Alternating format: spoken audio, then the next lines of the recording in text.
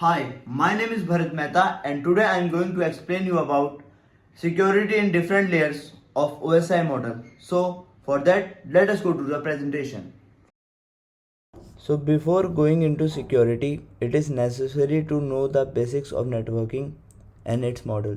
The model we are going to talk about is OSI model. And in the later half of the video, we will be covering secure socket layer protocol. So let us continue with the OSI model, which is a hypothetical networking framework that uses specific protocol in every layer.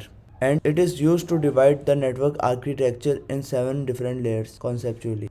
Different types of layers in OSI model are physical, data link, network, transport, session, presentation, and application. So implementation of security methods within OSI model. The first layers of OSI models, which are called media layers.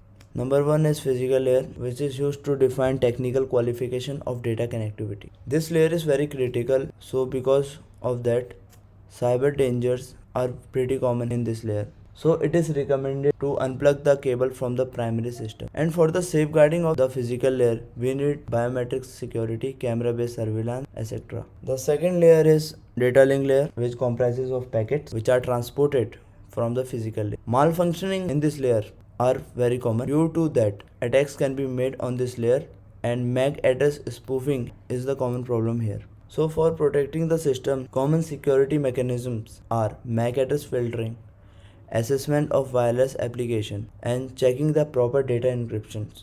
The third layer is network layer, which is the last media layer. Basically talks about and deals with the real world. It deals with the addressing and routing of packets. IP address spoofing is common attack here. So to strengthen this layer, the techniques of firm anti-spoofing are needed.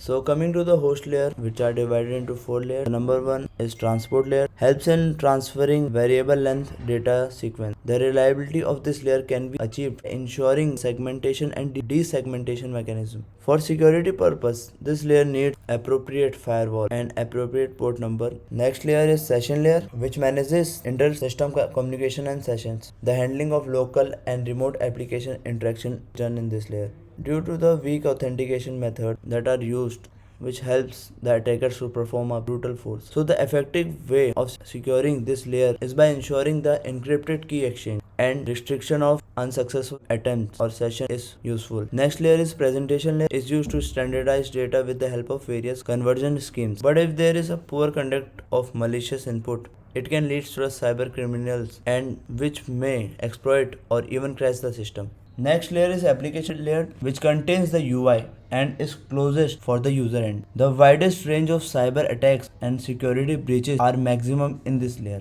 which can lead to shutting down of network, stealing data, and many more. So our next topic is secure socket layer protocol, which provides data transfer between web browser and server and encrypts it so that the data remains private. SSL record protocol provides two services. Number one is confidentiality and second one is message integrity. SSL record protocol application is divided into fragments. The fragments is compressed and then encrypted using MAC protocol. The first protocol is handshake protocol, which is used to establish session. This protocol allows client and servers to authenticate each other by sending a series of messages. It has 4 phases. So in phase 1, both client and server send hello packets to each other. In the second phase, server sends his certificate and server key to client. And in the third phase, client replies to server by sending his credentials. And in the fourth phase, chain cipher occurs and handshake protocol ends. Chain cipher protocol, which consists of single message which is of 1 byte in length and can have only one value. This protocol's purpose is to cause pending state and to be copied into current state. Next is alert protocol, used to convey SSL related alert to peer entity. The level is further classified into warning, which has no impact on connection between sender and receiver.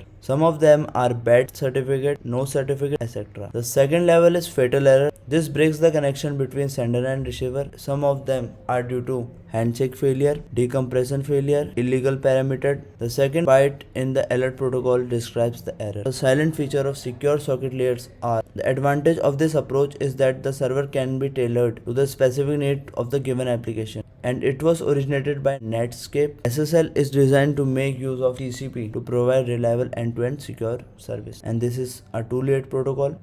Thank you.